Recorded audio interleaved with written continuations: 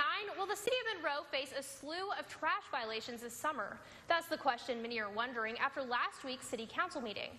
Fox 14's Chelsea Jones is here to sort through the rubbish. Chelsea, what are officials saying?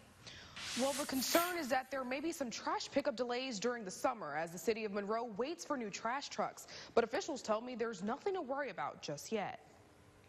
Tires, sofas, and mattresses like these were just some of the items the City of Monroe said they will no longer be picking up. They were putting out appliances, furniture, basically huge trees, which they were not supposed to, and that caused a lot of wear and tear on our trash trucks. This caused a 3-week delay for trash pickup back in 2018.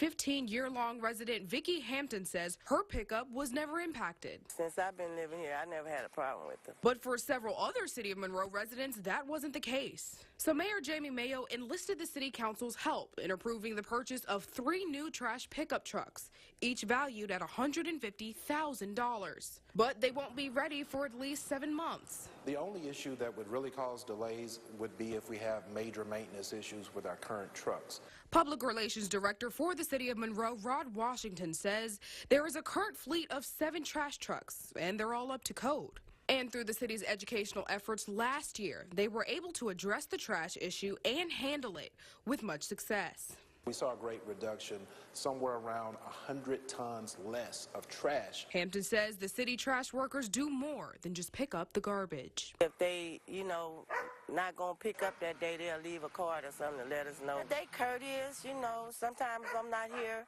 I'm not able to pull my trash can up, they'll pull it up for me. Washington tells me the majority of residents has complied with the city's trash do's and don'ts requests. He says it'll be what continues to keep trash pickup on track. Live in the studio, Chelsea Jones, Fox 14 News.